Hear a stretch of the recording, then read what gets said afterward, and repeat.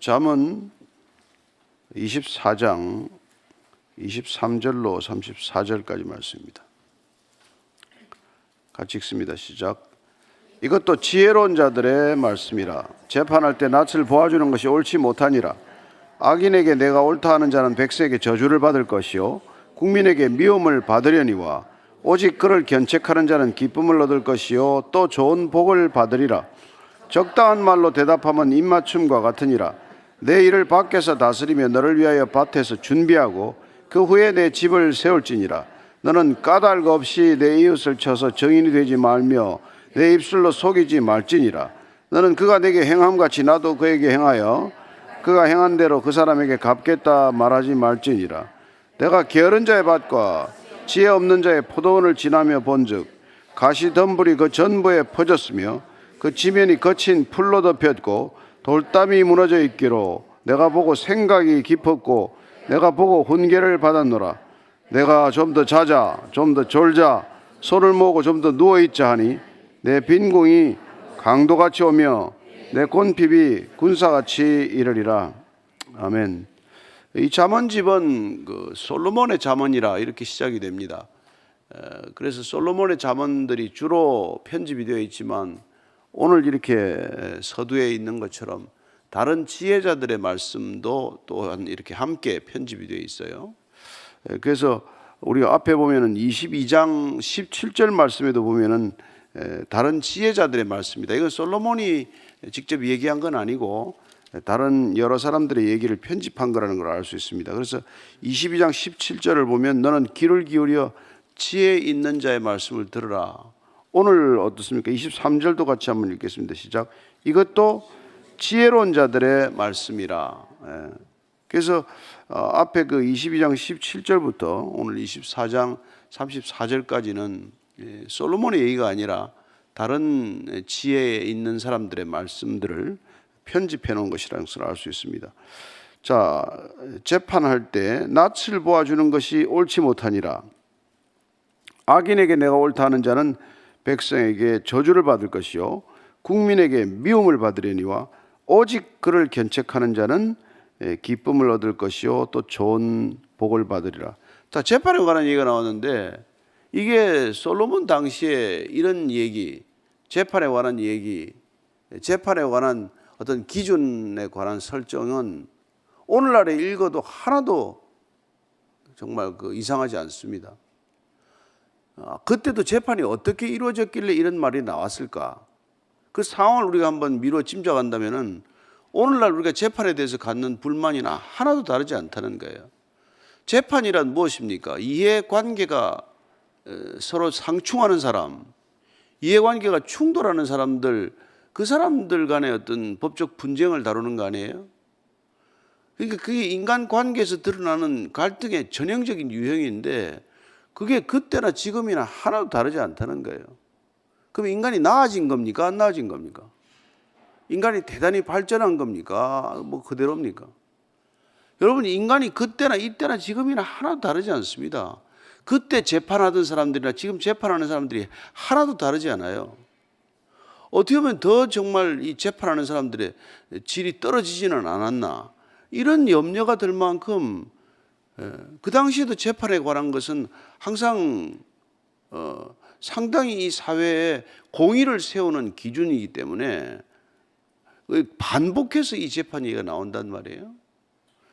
그래서 오늘 보니까 재판할 때 낯을 봐주지 말아라. 재판관이 이 두 사람 지금 고소한 사람하고 고소당한 사람이 있는데 누군가의 얼굴을 자꾸 낯을 봐주면 그 판결이 제대로 되겠습니까?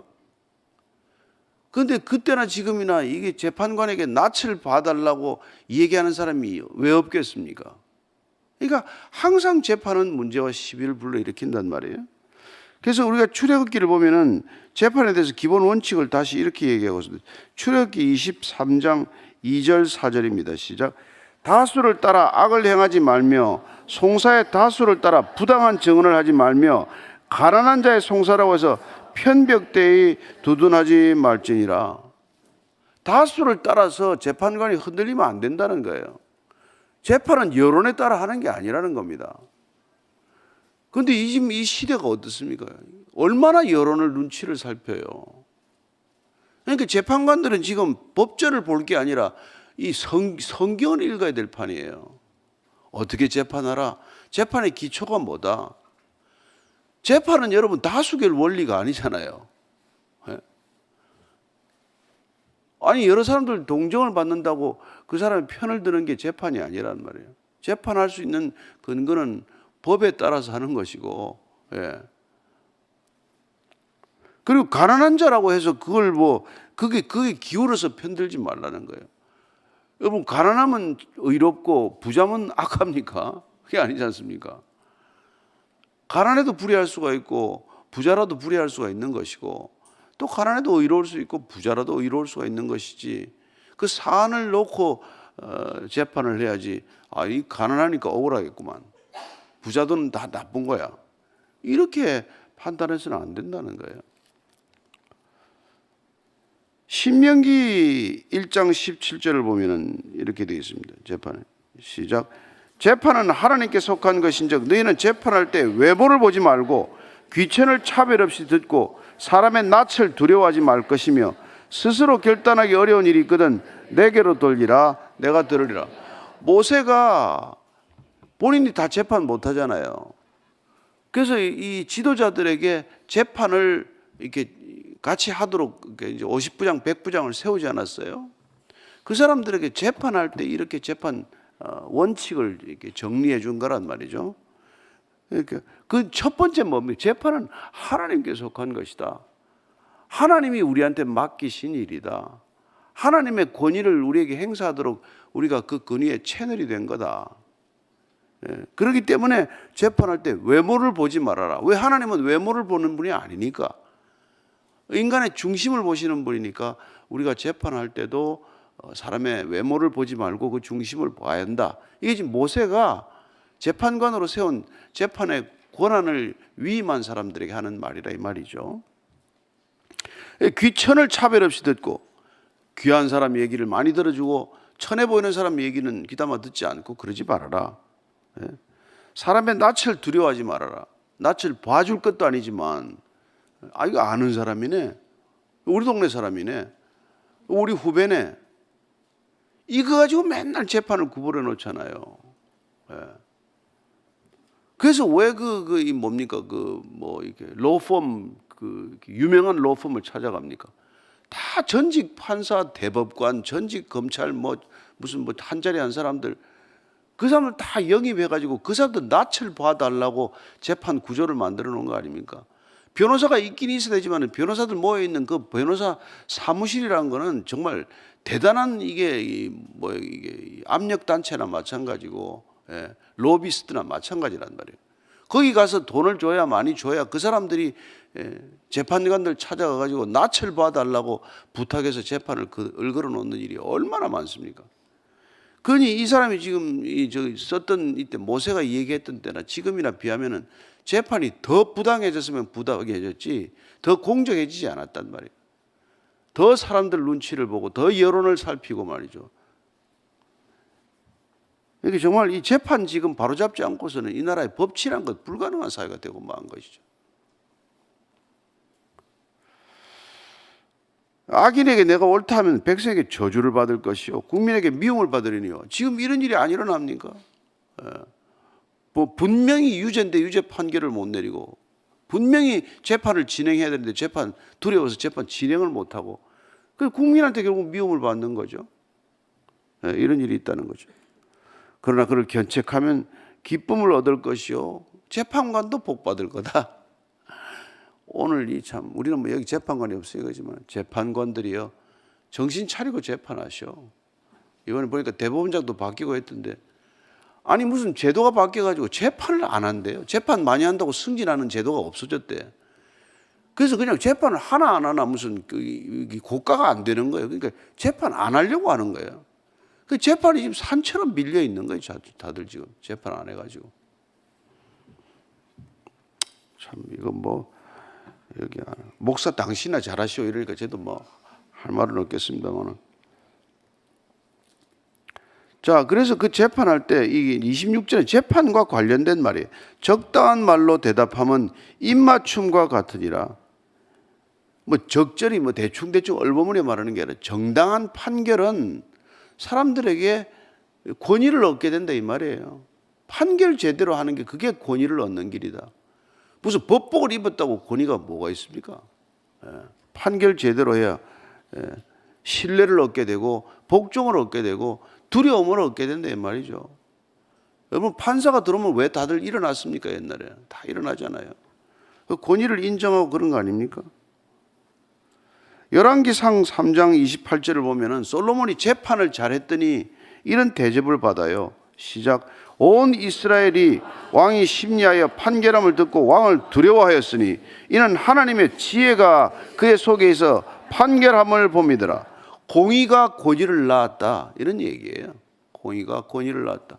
정당한 재판, 정당한 사법적 절차가 국가적인 신뢰와 그리고 왕의 권위를 두려움을 더하게 했더라 그런 얘기 아닙니까? 27절입니다. 시작. 내 일을 밖에서 다스리며 너를 위하여 밭에서 준비하고 그 후에 내 집을 세울지니라. 이거 어떻게 들으면 우리가 한국 사회에서 얘기하던 거하고 조금 거꾸로 돼 있는 그런 느낌이 있어요. 우리는 집안일 잘하고 그래나고 그 이후에 밖에 일도 잘해라. 이렇게 이제 뭐 이렇게 주로 듣고 자라지 않아요? 집안일도 제대로 못하는 주제에 밖에 일은 무슨 밖에 일이냐? 뭐 가화만사성이다. 집안일이 잘 돼야 모든 일이 잘 된다 이런 건데 오늘 보니까 밖에서 잘 다스리고 밭에서 준비하고 그리고 집을 세우라. 뭐지? 왜 순서가 이렇게 됐지? 근데 이거 그 당시에 이 사람들이 집을 세우라는 건 결혼을 얘기하는 거예요. 그 당시에 결혼 지참금이 있어야 결혼하는 중동의 관행에 따른 겁니다. 결혼할 준비가 안 된 주제에 결혼을 서두르지 말아라. 결혼을 하려면 내가 지참금도 마련하고 직업도 있어야 되고 돈도 벌어야 되고 집도 하나 마련해야 되고 그리고 나서 내가 가정을 세울 수 있는 거지 아무 준비도 안 되고 무슨 가정을 세울 수 있냐. 그 당시에는 이렇게 말하고 있는 거예요. 요새도 뭐 우리가 이걸 또 이 말대로 고지한다고 집도 하나 사야 되고 이래 결혼해야 된다고 하면 결혼할 사람 아무도 없죠. 그러니까 어떻게 보면 지금은 이 시대는 사람이 준비가 되고 어떻게 보면 그 당시에는 뭐 신부를 위해서 다 집을 만들어 놓고 그렇게 결혼한 제도 요새는 다 맞벌이 하잖아요. 그러니까 어떻게 보면 둘이서 서로 부모로부터 자립할 준비가 되면 그러면 결혼해야 된다. 그렇게 해석하는 게 마땅하죠. 결혼이라는 게 누구한테 독립하는 거, 부모로부터 독립하는 일이기 때문에 남자든 여자든 독립할 준비가 되어 있을 때 그런 충분한 준비를 갖추고 재반 여건이 갖춰졌을 때 그 결혼하는 거다. 그냥 눈만 맞았다고 뭐 서로 같이 있고 싶다고 그냥 연애만 한다고 그렇게 가정을 이루는 게 아니란 말이에요. 그런 뜻이다 이겁니다. 자, 28절 29절이에요. 시작. 너는 까닭 없이 내 이웃을 쳐서 증인이 되지 말며 내 입술로 속이지 말지니라. 너는 그가 내게 행함같이 나도 그에게 행하여 그가 행한 대로 그 사람에게 갚겠다 말하지 말지니라. 까닭 없이 내 이웃을 쳐서 증인이 되지 말라. 이거는 위증하지 말라는 거예요. 거짓말하지 마라. 거짓 증언하지 말라. 그때나 지금이나 위증이 많단 말이에요. 그리고 저 위증을 부추기는 사람들이 있어요. 좀 편을 서달라. 위증해달라. 그 사람이 힘이 있는 사람 같으면 그것도 안 해줄 수도 없잖아요.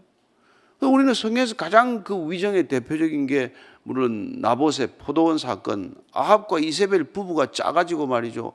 그 왕이라는 작자가 포도원 하나 탐인한다고 그 선한 이웃의 나봇의 포도원을 빼앗기 위해서 위증을 두 사람 세우잖아요. 왕을 험담했습니다. 왕을 뭐 못되게 얘기했습니다. 그런 얘기를 만들어가지고 지금도 똑같아요. 똑같아요. 어쩌면 그렇게 인간은 하나도 안 달라지는지 똑같습니다.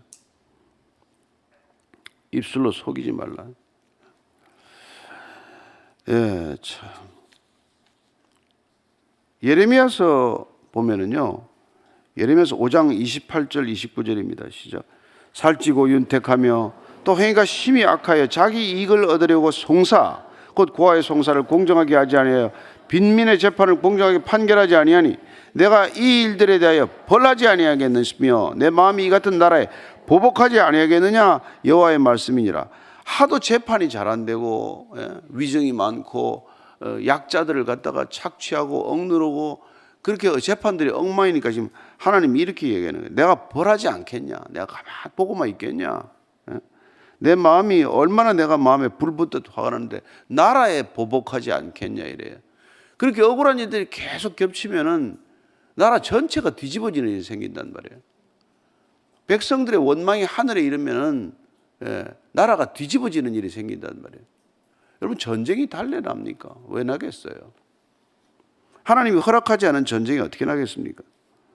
그런데 공의로 질서를 회복할 길이 없으면 하나님이 마치 태풍을 일으켜서 바닷물 아랫물을 윗물을 갈아엎듯이 그렇게 세상을 한번 갈아엎는 일이 온단 말이에요. 그래서 전쟁이 여러분 이게 자꾸 반복되는 거란 말이에요. 인간의 죄를 반복짓기 때문에 죄의 무게를 이기지 못하면 이런 일이 일어난단 말이죠. 누구 탓할 것도 없어요. 역대하 19장 6절 7절입니다. 시작. 재판관들이 이르되 너희가 재판하는 것이 사람을 위하여 할 것인지 여호와를 위하여 할 것인지를 잘 살피라. 너희가 재판할 때 여호와께서 너희와 함께 하심이니라. 그런즉 너희는 여호와를 두려워하는 마음으로 삼가 행하라. 우리의 하나님 여호와께서는 불의함도 없으시고 치우침도 없으시고 뇌물을 받는 일도 없으시니라 하니라. 이거 여러분 법원 앞에 새겨놔야 돼. 법원 앞에 새겨놔야 될 말이에요. 이거. 법원 앞에는 원래 그 히라의 헬라에 나오는 여신 디케의 여신이라고 이게 한 손에는 칼을 들고 한 손에 저울 들고 있는 거 있지 않습니까? 거기 앞에 여신 보면 디케 여신의 눈을 가려놨어요. 정의의 저울을 가지고 칼로 다스리듯 잘 하라고 하는데 눈을 가려놔서 눈을 보면 안 돼. 오는 사람들 자꾸 낯을 봐주니까. 그게 재판소에 만들어 놓은 이게 다 조각이란 말이에요. 디케 여신이라는 게. 그런데 웬걸 눈을 가리고는 봐줄 놈만 봐주네. 그럴 바에 이거 새기는 게 낫지. 네가 사람을 위하여 재판하냐 하나님을 위하여 재판할 것이냐. 하나님이 눈을 똑똑히 뜨고 보고 계신다. 이렇게 얘기를 해주는 게 낫겠죠. 그래서 데살로니가 전서 5장 15절을 보면은 이렇게 되어 있습니다. 5장 15절 시작. 삼가 누가 누구에게든지 악으로 악을 갚지 말게 하고 서로 대하든지 모든 사람을 대하든지 항상 선을 따르라. 우리는 이게 재판이 악을 악으로 갚는 일이 아니란 말이에요. 악을 멈추기 위한 것이고, 그러면 비고소인 우리가 그 사람들을 복수를 해서 죽이려고 하는 거냐, 그런 거는 또 아니라는 거예요. 내가 그 사람이 나한테 그렇게 행했다고 해서 나도 그에게 꼭 그대로 갚아줘야 되겠다. 이건 이에는 이, 눈에는 눈, 함무라비 법전에 나오는 법적 질서와 기초, 정의의 기초예요. 한 대로만 갚아줘라.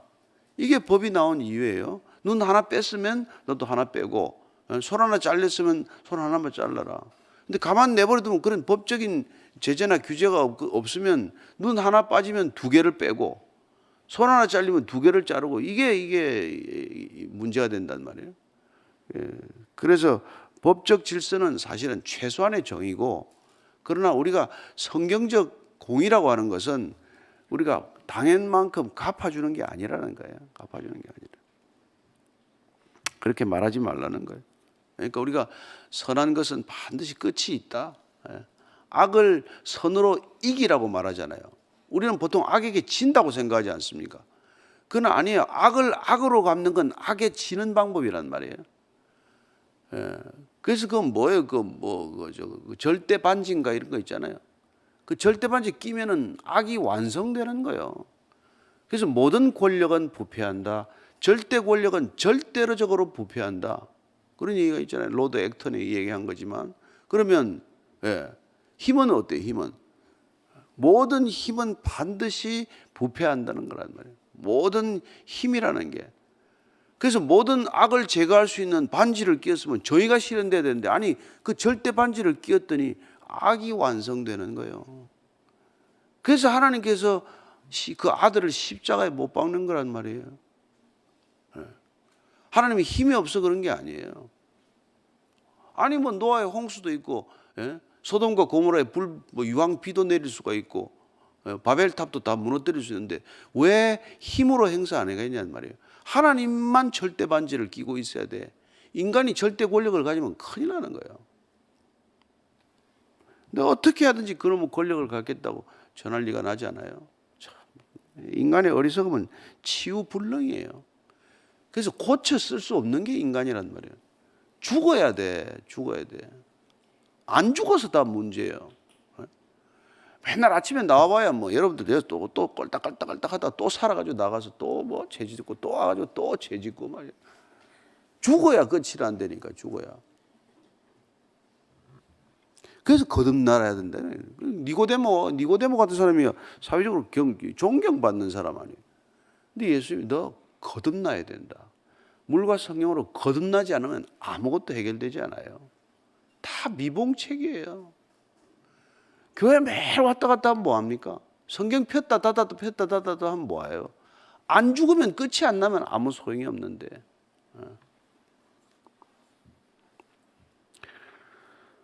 근데 그게 죽어지나요? 자기가 안 죽어지지. 누가 죽어줘야, 누가 죽여줘야 돼. 그게 고난이에요. 고난이 죽는 시간이에요. 고난이 오면 그냥 죽어버려야 돼. 살겠다고 그냥 뭐 허적거리지 말고 올라다 죽어야 다시 살지. 안 죽어서 다시 못 사는 거예요.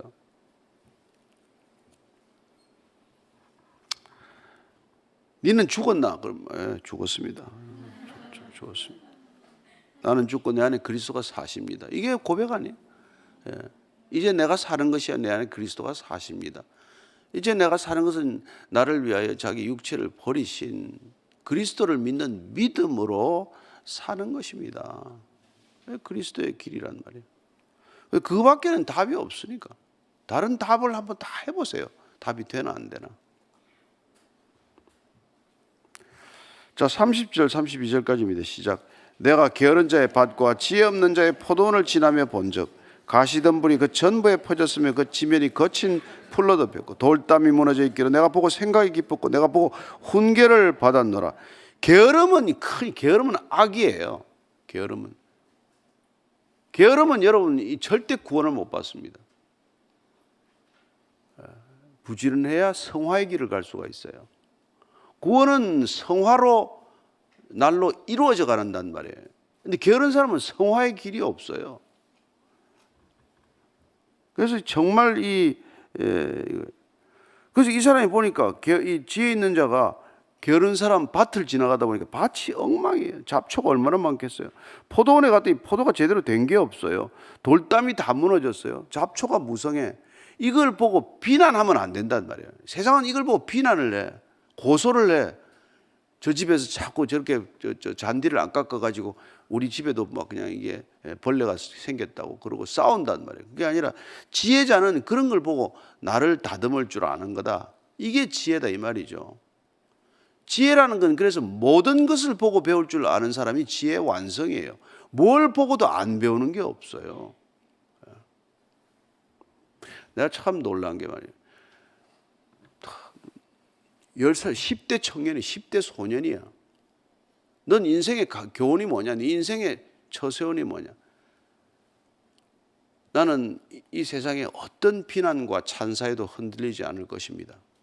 19살 먹은 놈이? 너 어디서 그런 생각을 가졌냐? 라이너 마리아 릴케 책을 읽었어요. 릴케 책을 읽으면 릴케 책 가운데 인간은 어떤 비난이나 어떤 찬사에도 흔들려서는 안 된다. 이걸 하나 읽은 거예요.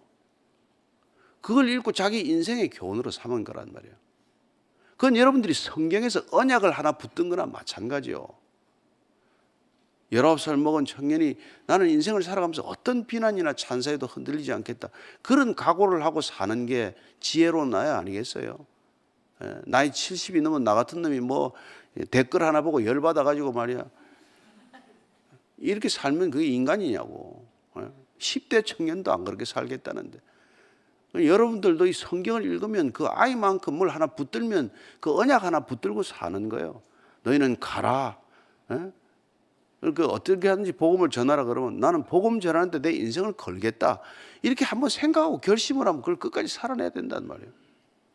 인생은 단 한 번 아닙니까? 그 단 한 번에 뭔 일을 그렇게 많이 하겠어요? 한 가지 일이나 하다 가지. 여러 뭐 이 일 저 일 하는 사람 쳐다볼 것도 없어요. 그건 또 지 알아서 할 거고.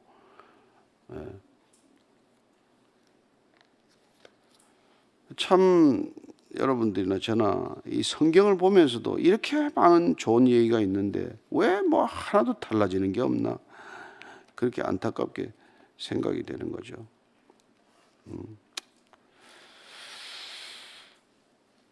그리고 내가 보고 생각이 깊었다고 말하는 거예요. 마음에 담았다는 뜻이에요. 남의 이게 포도원 무너진 걸 보고 내 마음에 담은 거예요. 나는 저렇게 살지 말아야지. 포도원을 깨끗하게 정리하고 집도 깨끗하게 정리해 놓고, 남에게 자랑하려고 하는 게 아니에요. 흉가를 보면서, 다 허물어진 집을 보면서 나는 저렇게 살지, 비난하는 게 아니라, 비난할 시간이 어디 있어요. 그냥 나나 잘하지. 그리고 게으른 놈은 또 이래요. 내 좀 더 자자, 좀 더 졸자, 좀 더 누워있자. 이게 게으름의 증상 아니에요? 그러면 빈궁이 강도같이 오며 곤핍이 군사같이 오리라. 강도래, 강도. 강도 오는 거나, 여러분 게으르면 강도 만나는 거예요. 게으르면은 그 군사를 만난 거예요. 전쟁 난 거예요. 전쟁 난 거예요. 이렇게 표현하는 거예요. 게으른 사람은 지금 전쟁 만난 거예요. 강도 만나는 거예요. 잘 살 리가 있나요? 예. 게으른 사람의 특징이 뭐예요? 늘 한탕하겠다는 거예요. 예. 이렇게 착실히 살아가는 꼴을 못 봐. 이거 뭐 적성에 안 맞아. 어떻게 하든지 그냥 한탕해가지고 그냥 먹고 사는 거, 평생 먹고 사는 게 꿈이야. 그러니 악한 짓을 생각 안 하겠어요? 악한 꾀를 안 내겠어요? 못된 사람들하고 안 모이겠어요? 잘 살 길이 없죠. 가장 어리석은 길이야. 게으름은 어리석음이요. 게으름은 무지예요. 게으름은 구원받을 길이 없어. 그래서 그 1달란트 비유가 나오는 거예요. 5달란트 또 남겼고 2달란트 남겼는데 1달란트 땅에 파묻어 놨다니까. 야 이놈아, 은혜 갖다 줘서 이자라도 받아야지. 이게 뭐 하는 짓이냐. 악하고 게으른 종아. 여러분들이 다 부진하기 때문에 여기 온 줄로 압니다. 여러분들한테 뭐 악하고 게으른 종아 하는 게 아니니까 너무 기분 나쁘게 듣지 말고 여러분들 오늘도 하루 부지런하게 하루 사십시오. 부지런하게 살고 주님의 말씀을 기억하고, 한 말씀 오늘 건졌으면 그 말씀 살아내면 천국인 줄로 믿으시기 바랍니다. 같이 기도하십시다. 하나님 아버지, 참 악한 세상을 살지만 악에 불평하지 않고 내 안에 살펴야 할 점은 무엇인가? 나는 어떤 점을 버려야 하나, 고쳐야 하나? 주님께서 내게 주신 은혜로 그 하나하나 고쳐가는 생애가 되게 하여 주시옵소서. 이제는 십자가에서 고칠 수 없는 우리를 온전히 거듭나게 하기 위하여 십자가의 보혈을 덮어주신 우리 구주 예수 그리스도의 은혜와 십자가의 길 끝에서 늘 우리를 기다리고 계신 하나님 아버지의 크신 사랑과 날마다 세상의 지혜에 기웃기웃거리지 말고 하나님의 바른 지혜로 우리를 인도하시는 성령님의 기름 부으심이 오늘도 주 안에서 참된 믿음의 삶 살기를 원하는 이 자리에 고개 숙인 진정한 그리스도인들 위해 지금부터 영원까지 함께 하시기를 간절히 축원하옵나이다. 아멘.